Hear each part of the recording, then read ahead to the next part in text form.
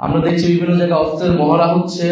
আমরা যে কয়টা আসন এখন পর্যন্ত প্রাথমিকভাবে চূড়ান্ত হতে পেরেছি, আমাদের যে মনোনয়ন বোর্ড রয়েছেন, আমাদের যারা ভাইবা নিয়েছেন, তারা আমাদের কাছে যে রিপোর্ট দিয়েছেন সেই অনুযায়ী আমরা সিদ্ধান্ত নিয়েছি এবং আমরা এটা জনগণের কাছে উন্মুক্ত করেছি। এটাও একটা ভেরিফিকেশনের জন্য যে যাদের যদি কারো বিরুদ্ধে কোনো অভিযোগ থাকে দুর্নীতি, সন্ত্রাস বা ফ্যাসিজমের সাথে জড়ানোর, তাহলে সেই প্রার্থীতা বাতিল হবে।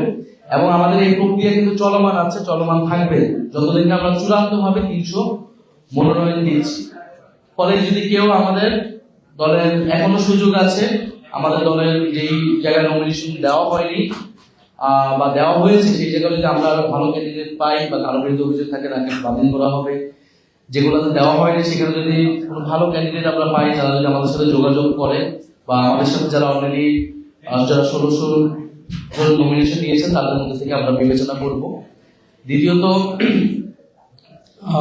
নির্বাচনী পরিবেশ আমরা চাই যে একটি শান্তি এবং সম্প্রীতির পরিবেশের মাধ্যমে নির্বাচন অনুষ্ঠিত হোক, প্রতিহিংসা এবং বিভেদের রাজনীতি দূর হোক। ফলে এনসিপির যারা মনোনয়ন পেয়েছেন প্রাথমিক, আমরা তাদের প্রতি আহ্বান থাকবে যে আপনারা অবশ্যই ঐক্যবদ্ধভাবে যারা প্রতিদ্বন্দ্বী রয়েছেন আপনাদের এলাকায় তাদের সাথে সম্মিলিতভাবে তাদের সহযোগিতা নিয়ে, তাদেরকে সহযোগিতা করেই নির্বাচনে অংশগ্রহণ করবেন। আমরা নির্বাচনী পরিবেশ পুরোপুরি সন্তোষজনক আমরা বলবো না।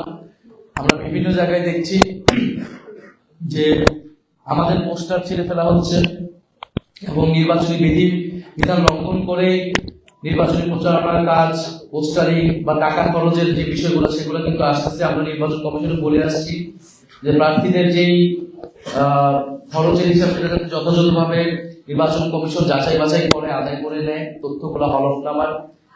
আমরা দেখছি বিভিন্ন জায়গায় অস্ত্রের মহড়া হচ্ছে। বিএনপি জামাত উভয় দল থেকে আমরা এই ধরনের সংস্কৃতি দেখছি।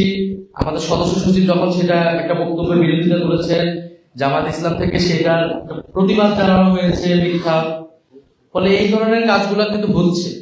আমরা এটা আমাদের রাজনীতিতে নির্বাচনীতে সংস্কৃতি আমরা জানি, কিন্তু আমাদের দলগুলোকে দায়িত্বশীল আচরণ করতে হবে আমাদের এবং সেই সংস্কৃতি থেকে বের হয়ে আসতে হবে এবং দলের দায়িত্বশীল জায়গা থেকে আমরা যাতে এই বিষয়গুলো অস্বীকার না করে বরং সেটাকে কিভাবে সমাধানের দিকে যাওয়া যায়। এবং বিভিন্ন জায়গায় মনোনয়ন নেওয়া কিন্তু শৃঙ্খলা নষ্ট করা হয়েছে, যানবাহনে ভাঙচুর হয়েছে এবং নির্বাচন কমিশন সর্বোপরি এই যে যারা মাফিয়া, বিভিন্ন জায়গায় মাফিয়াদেরকে নমিনেশন দেওয়া হয়েছে, ঋণখেলাপিকে নমিনেশন দেওয়া হয়েছে, তাদের বিরুদ্ধে ব্যবস্থা নেবে কিনা এর উপর নির্ভর করবে যে নির্বাচন কমিশন কতটা সুষ্ঠু প্রক্রিয়া কাজ করতেছে। তবে আমরা নির্বাচন কমিশনের উপরে অন্তর্বর্তী সরকারের উপর আস্থা রাখতে চাই, কারণ আমরা চাই না যে আমাদের এই নির্বাচনী প্রক্রিয়া, আমাদের এই সংস্কারের অগ্রযাত্রা কোনোভাবে ব্যাহত হবে।